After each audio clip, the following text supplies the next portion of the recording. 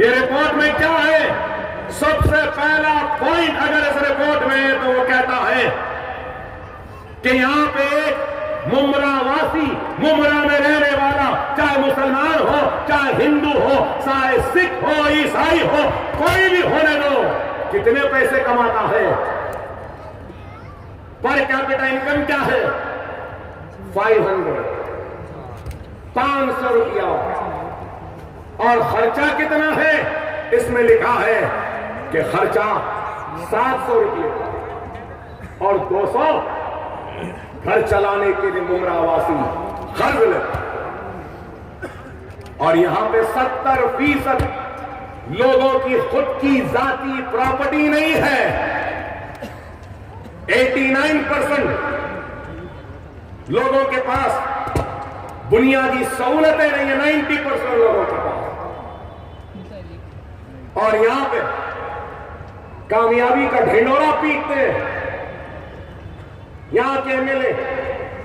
ये रिपोर्ट में देखो 71% लोगों को स्टेट स्कीम्स, जो स्टेट की स्कीम्स होते हैं उसमें उनकी एक्सेसिबिलिटी नहीं है, वो स्टेट स्कीम्स तक पहुंच नहीं पाते।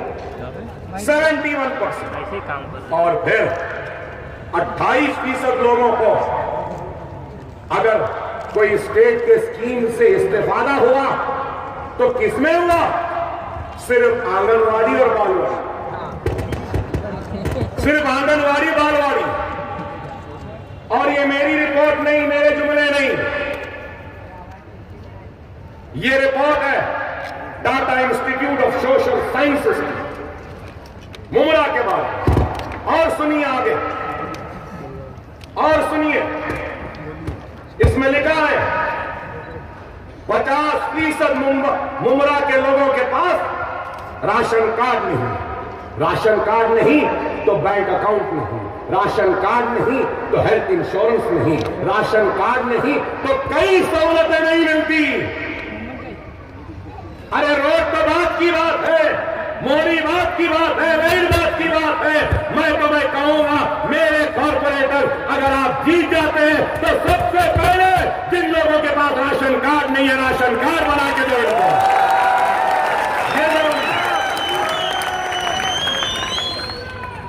और आगे बढ़े। मेजॉरिटी 44.42%, जिसमें 41.91% मुसलमान हैं, एजुकेशन को अपनी जारी नहीं रख सकते। उर्दू स्कूल सिर्फ 2, यहां पे सिर्फ 2। और यहां पे सरकारी मुलाजमत या एक अच्छी नौकरी मुमरा के लोगों के पास है तो सिर्फ 4% लोगों के पास सरकारी मुलाजिमत है। इसमें हिंदू भी है, सिख भी है, ईसाई भी है। जब 4% है तो मुसलमान तो 0% है। क्या इस वास्ते आपने कांग्रेस एनसीपी को वोट दिया? 45% लोगों ने कहा कि हमने लोन लिया।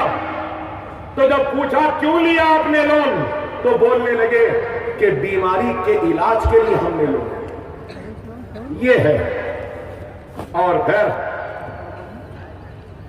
2% लोगों के पास लोन लिए तो किससे? बैंक से।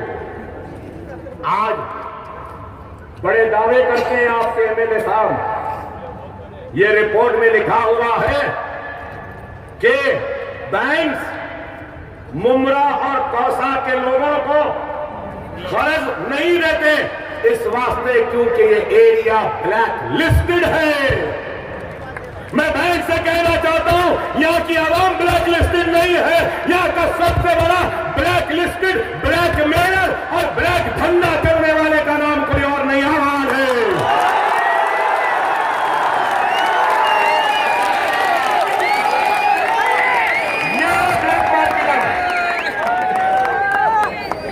ये लोग इस वास्ते और दिया ब्लैक। अरे हद तो ये हो गई कि मुमरा और कौसा के लोगों का अकाउंट नहीं खुलता, फल नहीं मिलता, इनके नाम से क्रेडिट कार्ड भी कोई नहीं देता बैंक। सही है ना? तो फिर ये सवाल आप क्यों नहीं पूछते इन बेईमानों से, इन धोखेबाजों से? ये लोग जो आपके वोट लेकर अपने घरों में चिराग रोशन करते हैं, दौलत कमाते हैं, इन बेईमानों के गिरबान को पकड़ के सवाल करो, पूछो इनसे। अब मारेंगे उनको। आज मजलिस मुस्लिमीन इन्हीं बातों को लेकर आई है। मुमरा में सिर्फ 3 अर्बन हेल्थ सेंटर है, मोदी को लाओ पहले। 10 लाख की आबादी के लिए सिर्फ 2 घंटे 6 घंटे खुलते हैं, पूरे हफ्ते में सिर्फ 6 घंटे ये हेल्थ सेंटर चलते हैं। सही है ना? तो आप बताइए, आज यहां पर 250 ट्यूबरक्लोसिस के केसेस का इंकशाफ, फेफड़े कमजोर है, बीमार है लोग, पानी सही नहीं, और एक बात कहूंगा, ड्रिंकिंग वाटर जो दिया जाता है बहुत हाई रेट्स पे दिया जाता है मुमरा में। सही है या नहीं? ये रिपोर्ट में लिखा है, purchase drinking water at high rate like 15 rupees to 30 rupees per gallon। Water mafia है, 60 रुपये में दे रहे हैं मेरे मालूम। ये रिपोर्ट में 30 है, लेकिन मुझे मालूम 60 में। अच्छा। और फिर मुमरा शहर की पहचान इस रिपोर्ट में यहां आया है। मुमरा कौसा मशहूर है तो कह के लिए Mumbra and Kausa is known for being dirty and filthy. अरे क्या हो, क्या मुमरा की पहचान गंदगी है? क्या मुमरा की पहचान गिरावट है? लेकिन इन लोगों ने ये कर दिया, ये काम कर दिया। क्या बोल रहे? और फिर इसके बाद में सिर्फ और सिर्फ ज़बानी जमा कर हम आते हैं तो हम पर इल्जाम कि हमने ऐसा किया, हमने वैसा किया। मजलिस बांट रही है, मजलिस यहाँ आई है तो सारे मुमरा की बात कर रही है। मजलिस यहाँ आके सिर्फ मुसलमान की बात नहीं कर रही है, मजलिस यहाँ आके हिंदू की बात कर रही है, सिख की बात कर रही है, ईसाई की बात कर रही है, मुसलमान की भी बात कर रही है। और आज देखो कौन आया। क्या चिल्ला रहे हो? आपको ये भी बताऊं, ये रिपोर्ट में है कि 90% of Muslim do not ask for higher education। 80% मुसलमान हायर एजुकेशन पर नहीं जाते। अरे आज मजलिस इत्तेहाद मुस्लिमीन अगर आई है तो मजलिस इत्तेहाद मुस्लिमीन अगर इत्तेहाद का पैगाम लेकर आई है तो एक मरकज़ सियासी लिहाज को जमा करने का भी पैगाम लेकर आई है। तो उसके साथ ही साथ मजलिस इत्तेहाद मुस्लिमीन इल्म और तालीम के तरफ नौजवानों को राग़िब करने का पैगाम भी लेकर। याद रखो, जो भी नाइंसाफी होती है, अगर उस नाइंसाफी को इंसाफ में बदलना है तो आपको अपने नुमाइंदों को ऐवान पार्लियामेंट, ऐवान असेंबली और ऐवान बल्दिया में भेजना होगा। अगर आपका नुमाइंदा नहीं होगा तो फिर नाइंसाफी की आवाज कौन उठाएगा? का मुतालबा कैसा होगा? कौन कहेगा कि हम कहे वो? अरे आज मजलिस इत्तेहाद मुस्लिमीन अगर आई है तो कोई नया फॉर्मूला लेकर नहीं आई है। मजलिस इत्तेहाद मुस्लिमीन हैदराबाद, तेलंगाना व आंध्र प्रदेश में अपने कामयाबी के जो रिकॉर्ड है और कामयाबी के जो मंसूबे हैं उनको लेकर आपके पास है। मजलिस-ए-इत्तेहाद मुस्लिमीन ने अपनी 55 साला सियासी असेंबली की नुमाइंदगी के दौर में बहुत से काम, बहुत से कारनामे। आज महाराष्ट्र में माइनॉरिटीज का बजट कितना है? आज बीजेपी के दौर में 400 चिल्लर है, कांग्रेस के दौर में, एनसीपी के दौर में 280 करोड़ रुपया, सिर्फ 80 करोड़ जारी हुआ। और जहां से मैं आया हूं तेलंगाना में माइनॉरिटीज का बजट 1200 करोड़ रुपया है। यहां 1,30,00,000 मुसलमानों की आबादी है। मेरी रियासत में 44 लाख मुसलमानों की आबादी, लेकिन 1,200 करोड़ का बजट। कोई मुसलमान लड़का इंजीनियर बनना चाहे, एमबीबीएस करना चाहे, लॉ करना चाहे, पीआर करना चाहे, फिजियोथेरेपी, फार्मेसी, कोई भी कोर्स करना चाहे, किसी भी कॉलेज में चले जाए जहां पे 1 लाख फीस हो या 2 लाख हो या 50,000, 70,000, कुछ भी फीस हो, एक भी पैसा फीस देने की जरूरत नहीं है। सिर्फ सर्टिफिकेट देता है, उसकी फीस रियासती हुकूमत हमारी देती है। सालाना 480 करोड़ रुपया स्कॉलरशिप दिया जाता है मुसलमान बच्चों। क्या एनसीपी कांग्रेस वालों ने दिया आपको ऐसा कुछ? हमारे रियासत में अगर कोई गरीब यतीम लड़की की शादी होती है तो उस यतीम लड़की के शादी का रुखा राशन कार्ड और एमएलए की दस्तखत से लेटर दे देते हैं। तो गरीब यतीम लड़की की शादी के लिए हमारी रियासती हुकूमत की तरफ से 51,000 रुपया दिया जाता है बच्ची की शादी के लिए। क्या ऐसा कुछ मिला आपको? कांग्रेसी एनसीपी वालों ने दिया? अरे यहां नौजवान है बच्चे, कई नौजवानों का ख्वाब होगा कि ग्रेजुएशन के बाद मास्टर्स करने के लिए अमेरिका जाए, लंदन जाए, ऑस्ट्रेलिया जाए, न्यूजीलैंड जाए, साउथ अफ्रीका जाए या फिर दुनिया में कई कोने में जाए, आइल्स का एग्जाम, यूनिवर्सिटी के एडमिशन लेटर ले ले। तो हमारी हुकूमत की जानिब से मुसलमान बच्चे जो बाहर जाके मास्टर्स करना चाहते हैं, प्लेन का टिकट, हॉस्टल के पैसे और 20 लाख रुपया हर बच्चे को रियासती हुकूमत देती है लंदन अमेरिका में पढ़ने के लिए। क्या कांग्रेस एनसीपी ने ऐसा कुछ दिया आपको? Pre matric, post matric scholarship हमारे पास।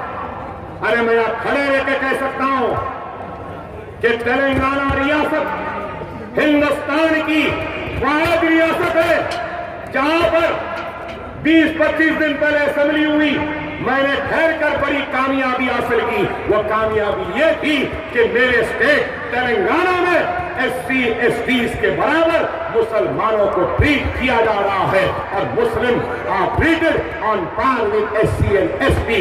एससी को जो दिया जाता है मुसलमान को दिया जाता है, एसटी को जो दिया जाता है मुसलमान को दिया जाता है।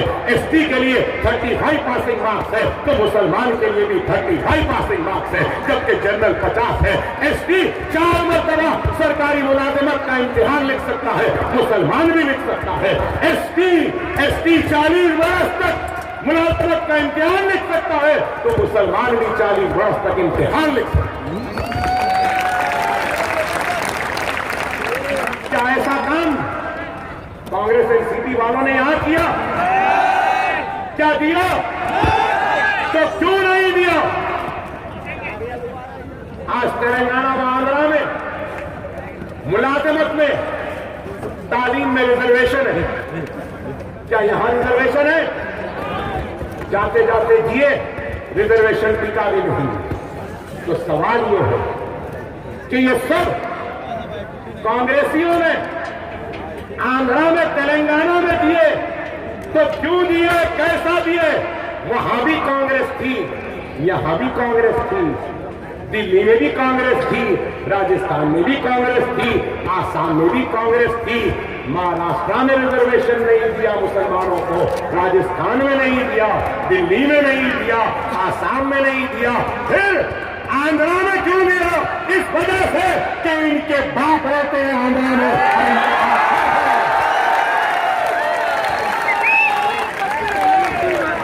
काश कि महाराष्ट्र में भी उस वक्त मजलिस होती तो शायद रिजर्वेशन हासिल करने में कामयाब होगा।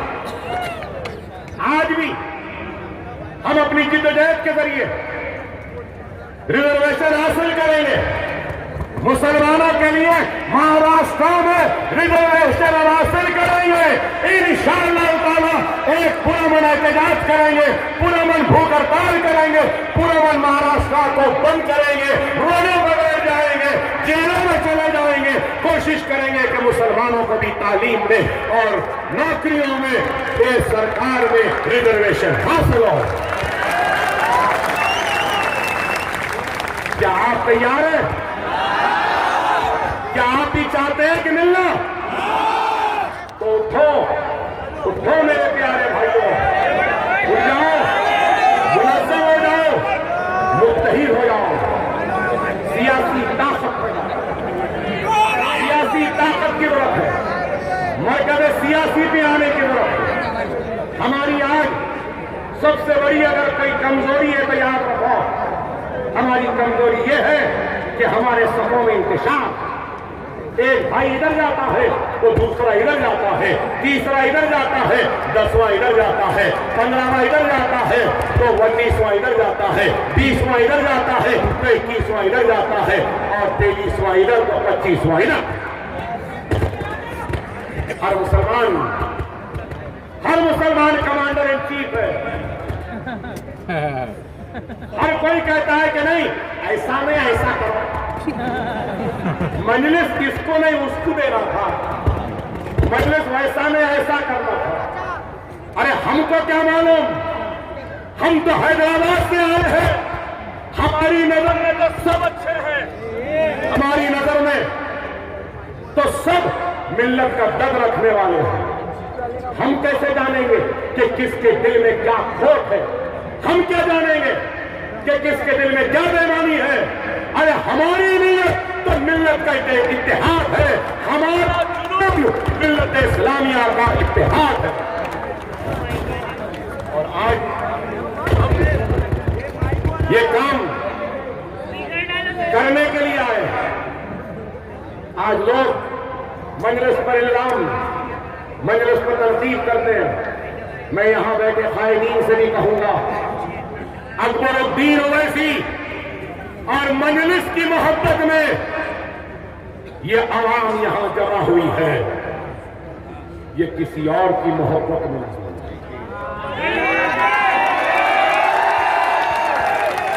ये आवाम,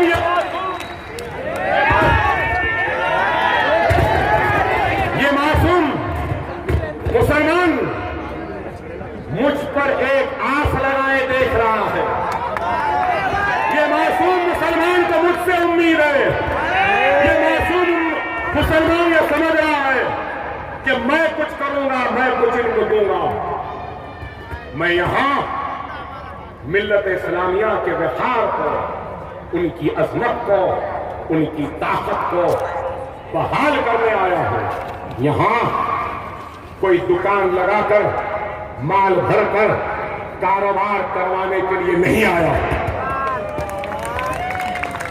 और याद रखो, जो इलेक्शन लड़ रहे हैं ना, मैं कितनी भी तकरीर कर लूं, कैसी भी कर लूं, अगर उम्मीदवार दियानतदार नहीं, ईमानदार नहीं, मुखलिस नहीं, अल्लाह के राह में जिद्दोजहद करने की नीयत नहीं, पैसा कमाने की नीयत है, लोगों को बेवकूफ बनाने की है, तो ऐसे उम्मीदवार कभी नहीं जीतेंगे। वही जीतेगा जो दियानतदार है, मुखलिस है, जो मेहनत का काबिल है।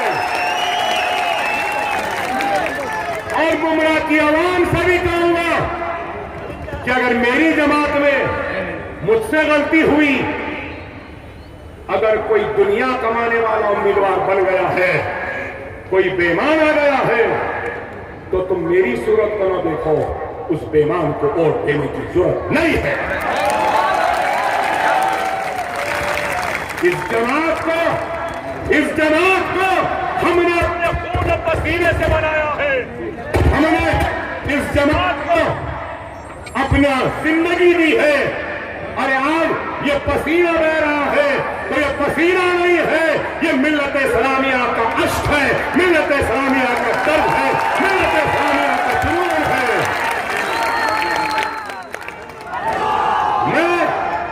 मैं अपने अश्क को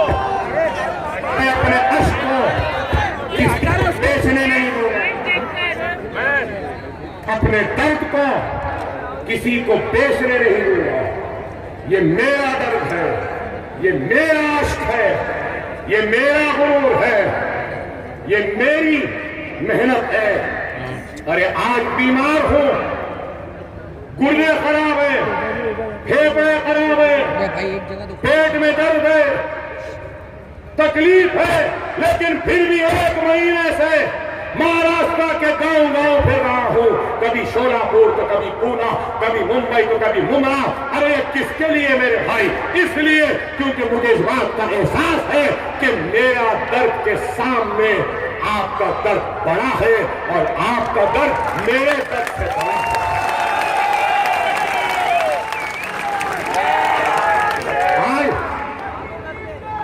मजलिस इत्तेहाद मुस्लिमीन दियानतदारों की जमात है, ईमानदारों की जमात है, मुखलिसीन की जमात है। इख्तियार के आंखों में आंखें डालकर बात करने वाले गुर्राने वालों की मर्द मुजाहिरों की जमात है। मजलिस बुज़दिलों की जमात है, मजलिस चोरों की जमात है, मजलिस बेईमान और धोखेबाजों की जमात है। अरे हम हारो या जीतो, अकबरुद्दीन ओवैसी इससे पहले आया था, 16,000 वोट लिया, आज आया हो, अगर और 2-4 लिया तो भी कोई गम नहीं। और अकबरुद्दीन ओवैसी उस वक्त तक आता रहेगा, आता रहेगा, आता रहेगा, आता रहेगा। एक जीतता है तो दूसरा हारता है। और मजलिस इत्तेहाद मुस्लिमीन जीत या हार की परवाह किए बगैर अवाम के दरमियान में आती है और अवाम के सामने हक़ाइक़ को रखती है, हालात को रखती है और उनके ज़हनों को इस बात पर गौर करने के लिए मजबूर करती है कि क्या सही है, क्या गलत है। वजूहात बहुत होंगे,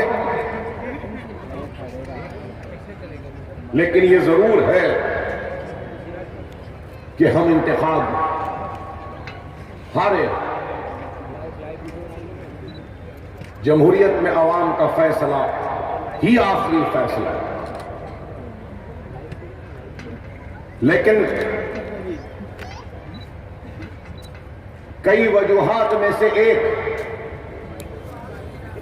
हमने महसूस किया था, अगर मैं गलत हूं तो मुझे रोक सकते हैं, टोक सकते हैं।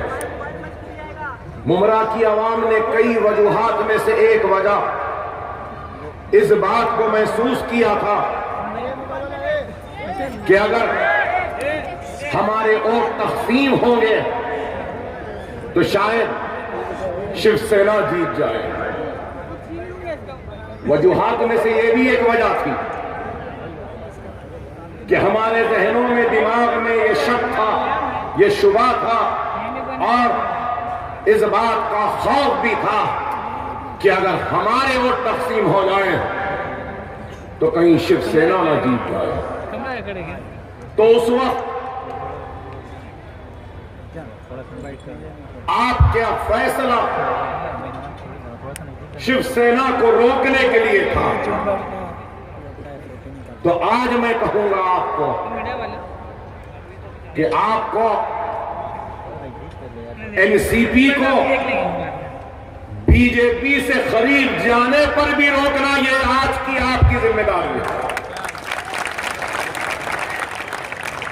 अगर जब आपने उस जिम्मेदारी को निभाया था तो उम्मीद करता हूं कि मुमरा वाले आज इस जिम्मेदारी को भी निभाएंगे, क्योंकि हम रोजाना अखबार जब खोलते हैं तो देखते हैं कि एनसीपी की खुर्बत बीजेपी से बढ़ती जा रही है। जगह नहीं है भाई। और ये भी याद दिलाऊं आपको कि जब असेंबली इंतखाबात खत्म हुए, जिन जिन पार्टियों को जितनी कामयाबी मिलनी थी मिल चुकी थी, सबसे बड़ी पार्टी अगर भारतीय जनता पार्टी को हासिल हुआ था, तो शिवसेना भारतीय जनता पार्टी की तारीफ करने से इनकार कर रही थी, या दोनों में बातचीत कामयाब नहीं हो रही थी। जो भी लेन देन था वो एक दूसरे के मुताबिक नहीं बैठ रहा था। तो उस वक्त उन हालात में कौन कूदे मैदान में? वो एनसीपी ही थी जो मैदान में कूद कर ये ऐलान करी कि हम गैर मशरूत तायीद करने तैयार है बीजेपी। क्या मेरी बात सही है या गलत बताइए आप?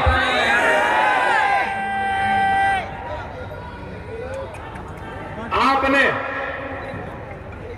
हमको वोट नहीं दिया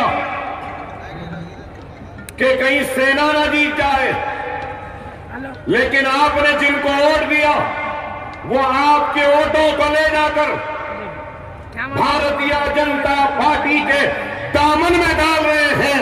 क्या आप ऐसे गुनहगारों को माफ करेंगे? क्या आपने इस वजह से इनको वोट दिया?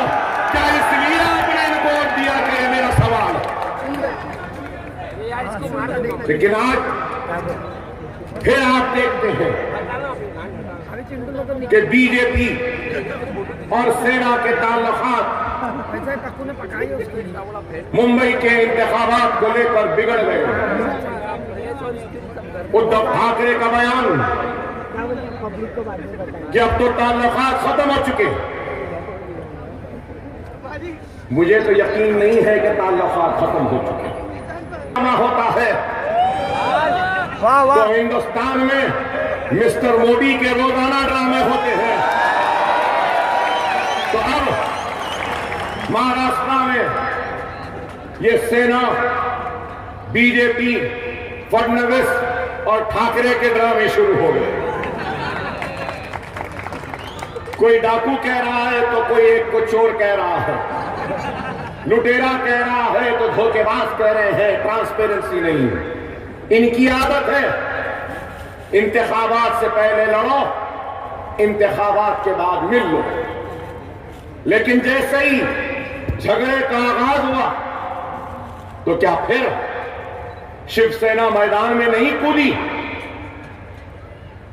मैदान में कूदकर शिवसेना जब बीजेपी से अपने ताल्लुकात को खत्म कर ली तो फौरन उसके बाद में शरद पवार एनसीपी का बयान आया कि हां, आज भी हम बीजेपी को तायीद करने के लिए तैयार हैं।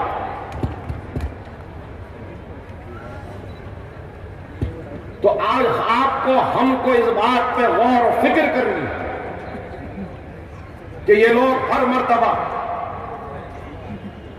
सिर्फ हमको धोखा देते रहे, हमारा इस्तेमाल करते रहे, हमको एक वोट बैंक की तरह इस्तेमाल करके इख्तियार तक पहुंचे, हमको भुला देते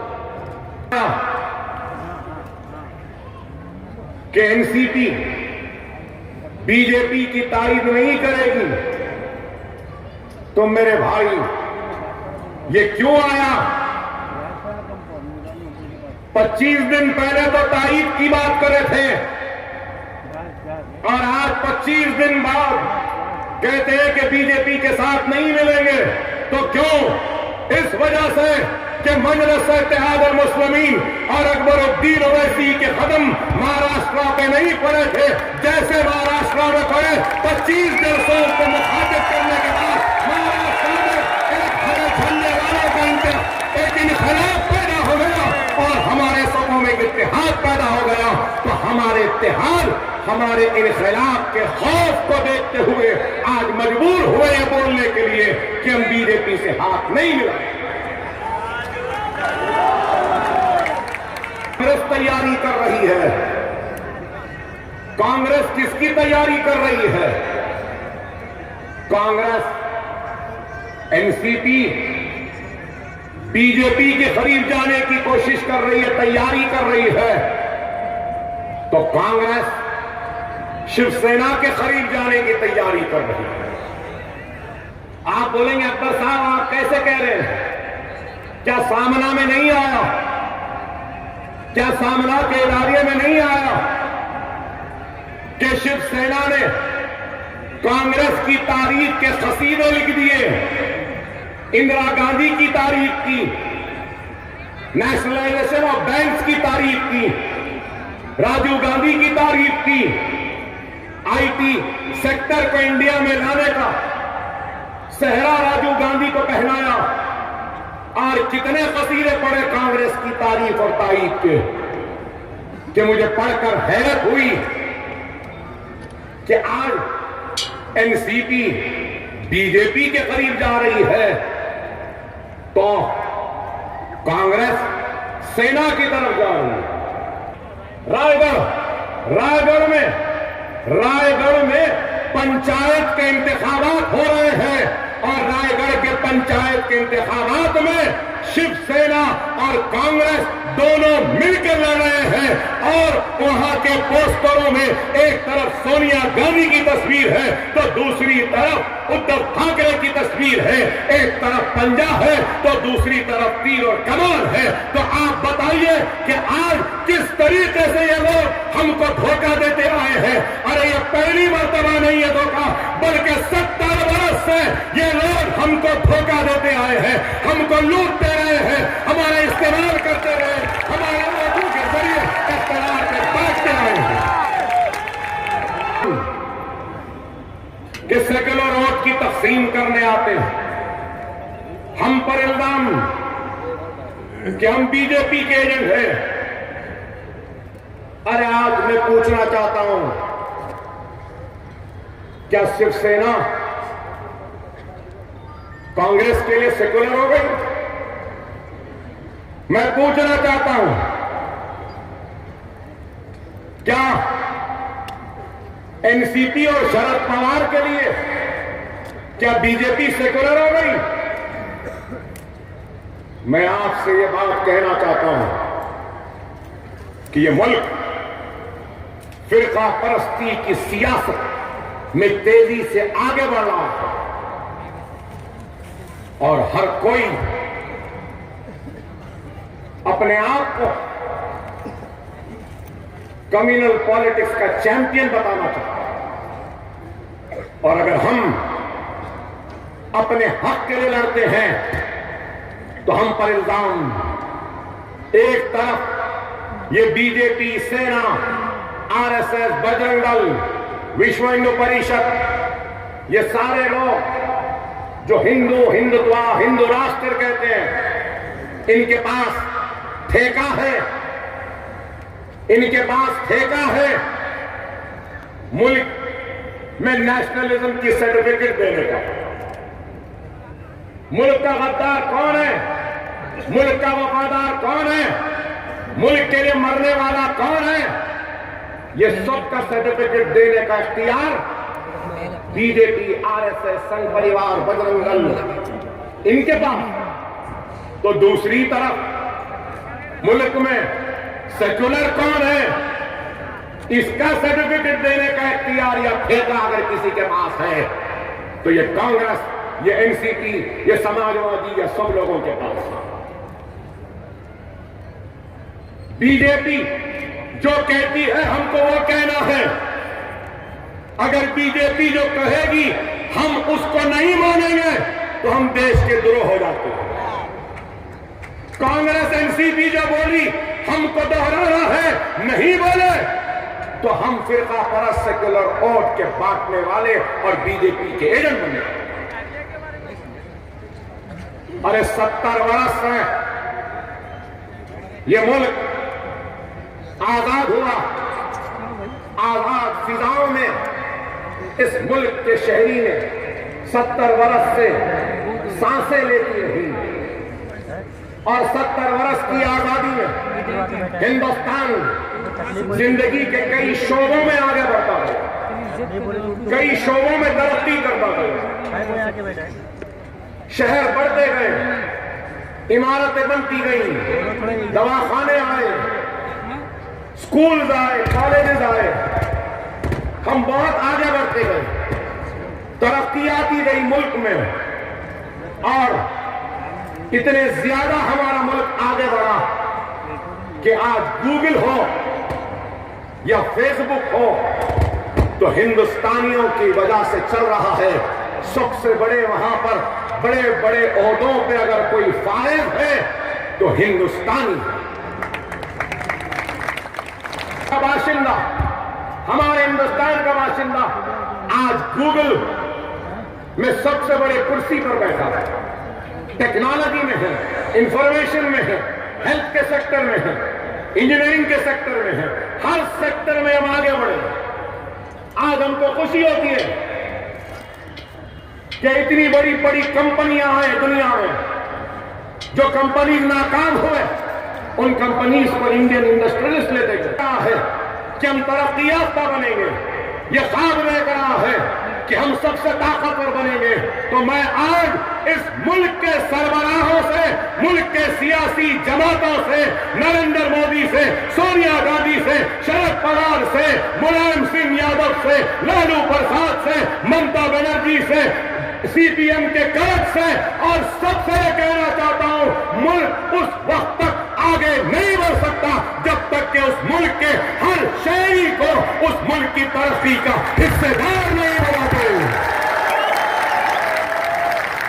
सुपर पावर बनना है तो सुपर पावर के उस सफर में मुझ अकबर ओवैसी को भी शामिल करो।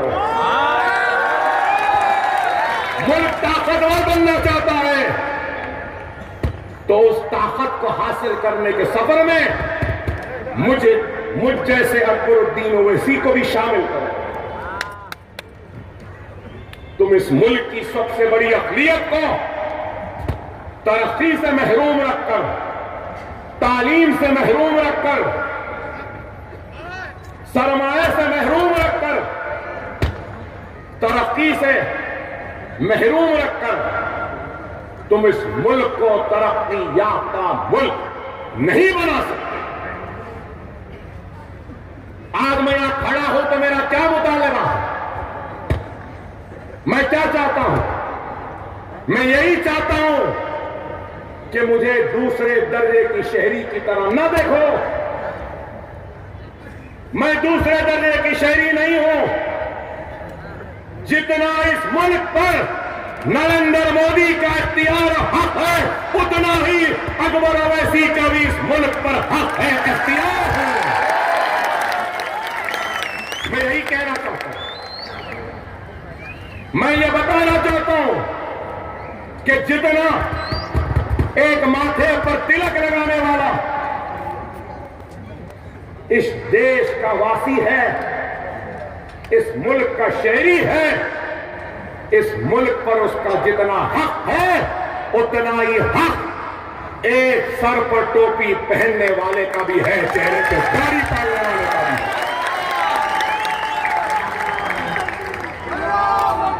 माथे पे तिलक लगाने वाला देशभक्त, चेहरे पे दाढ़ी पालने वाला देशद्रोह, ये जो इम्तियाज है इसको खत्म करो।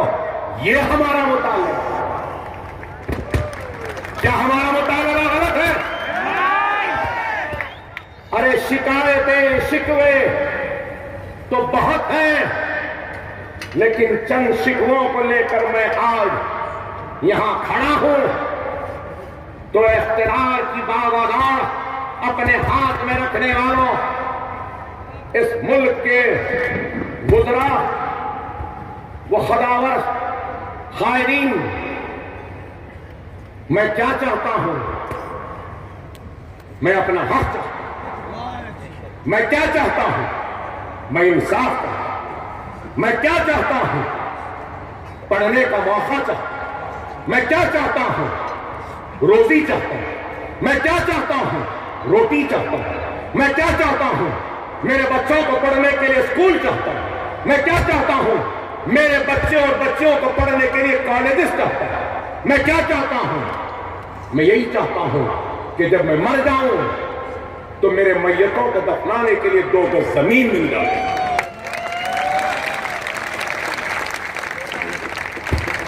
और क्या चाहता हूं? और क्या चाहता हूं? अरे हिंदुस्तान के 70 वर्ष के आजादी के सफर में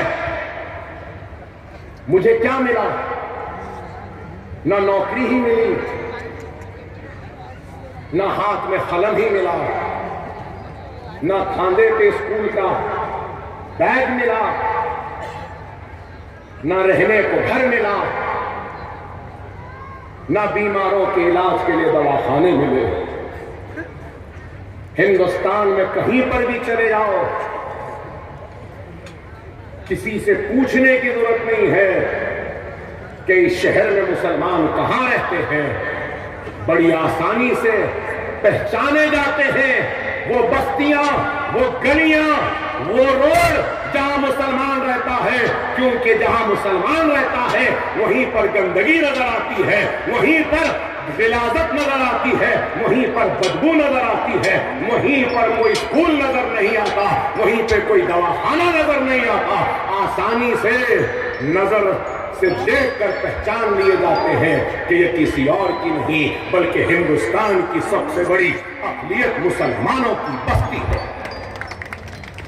यही शिकायत, यही शिकवा, 10 बजे के बाद करेक्ट आता हूँ। यही गुस्सा। 10 बजे आता हूँ। 10 बजे 70 वर्ष में कभी इंदिरा ने कमीशन बनाया, लेकर आता हूँ 60 में। तो कभी राजू ने कमीशन बनाया, मैं देखता हूँ जैसा रहेगा। कभी सोनिया ने कमीशन बनाया, तो कभी मनमोहन ने कमीशन बनाया, गोपाल सिंह कमीशन बना इंदिरा के दौर में, तो सच्चर बनी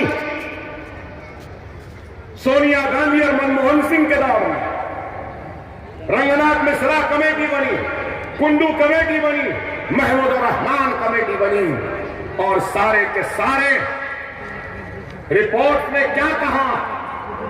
यही कहा कि सबसे पीछे, सबसे आखिर, सबसे पिछड़ा हुआ, सबसे कमजोर जिंदगी के हर शोबे में अगर कोई है तो वह हिंदुस्तान की सबसे बड़ी अक़लियत मुसलमान।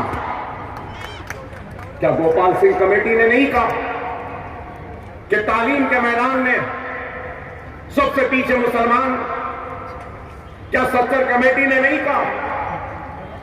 क्या रंगनाथ मिश्रा ने नहीं कहा? क्या कुंडू कमेटी ने नहीं कहा? क्या महमूद रहमान कमेटी ने नहीं कहा? अरे ये कांग्रेसियों और ये 100 सेकुलर लोगों ने सिर्फ महाराष्ट्र में नहीं बल्कि मैं कहूंगा कि सारे हिंदुस्तान में हमको धोखा देते रहे, हमारे वोटों को लेकर इख्तियार पे बैठते रहे, लेकिन हमको हमारा हक नहीं दिया, हमारे साथ इंसाफ नहीं किया। क्या आपने और हमने, क्या नेहरू का साथ नहीं दिया? क्या हमने इंदिरा गांधी का साथ नहीं दिया? क्या हमने राजीव गांधी का साथ नहीं दिया? क्या हमने लाल बहादुर शास्त्री का साथ नहीं दिया? क्या हमने मोरारजी देसाई का साथ नहीं दिया? क्या हमने वीपी सिंह का साथ नहीं दिया? क्या हमने इंद्र कुमार गुजराल, चंद्रशेखर, देवे गौड़ा का साथ नहीं दिया? क्या हमने पीवी नरसिम्हा राव का साथ नहीं दिया? बाबरी मस्जिद को शहीद करने वाला नरसिम्हा राव, शिलान्यास कराने वाले राजीव गांधी, बाबरी मस्जिद का ताला खोलने वाले कांग्रेसी, लेकिन हमने शहादत बाबरी मस्जिद के गुस्से को भुलाया, शहादत बाबरी मस्जिद के गुनाह को माफ किया। और सोनिया गांधी जब घर से निकल कर आई तो हमने सोनिया गांधी का भी साथ दिया, क्या नहीं दिए? इन्होंने पलट कर क्या दिया? क्या दिया? क्या इंसाफ किया? अरे आज महमूद रहमान कमेटी की रिपोर्ट जब देखते हैं तो मिलता है 4% से कम मुसलमान सरकारी मुलाजिमत में, 3% से कम मुसलमान पुलिस फोर्स में, 1% से भी कम IAS, IPS, IFS, IRS।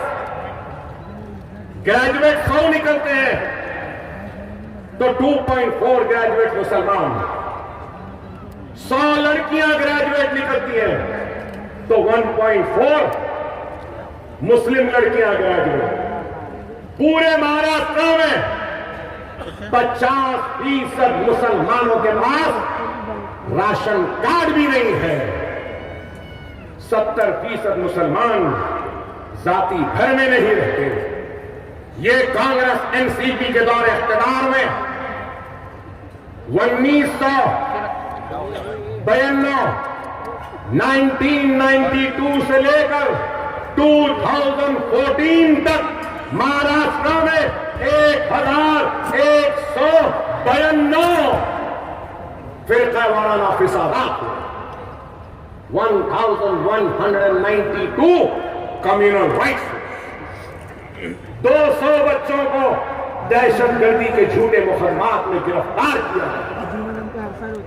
NCP Congress के 10 साल दौर में 324 कस्टोडियल डेथ्स हुई हैं। कस्टोडियल डेथ मतलब अदालत के गिरफ्तारी में, और अदालत के गिरफ्तारी में किसकी जिम्मेदारी? पुलिस की जिम्मेदारी।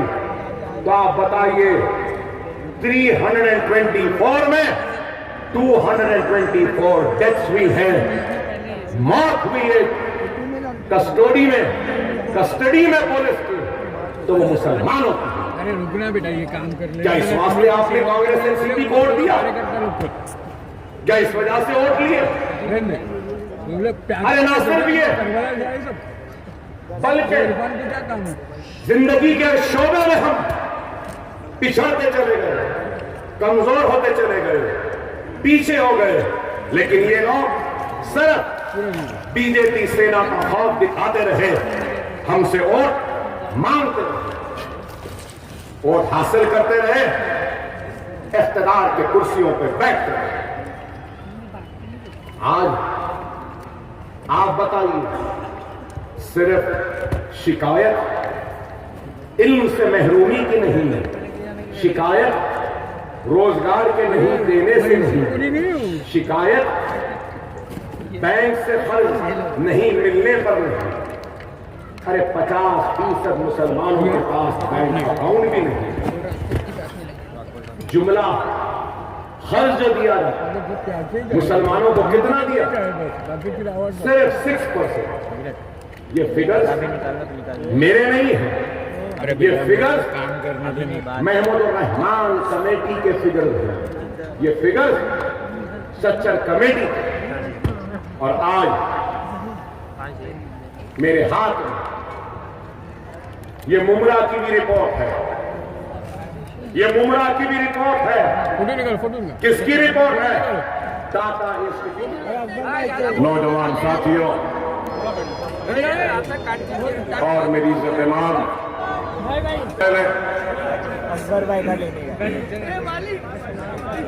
तो मैं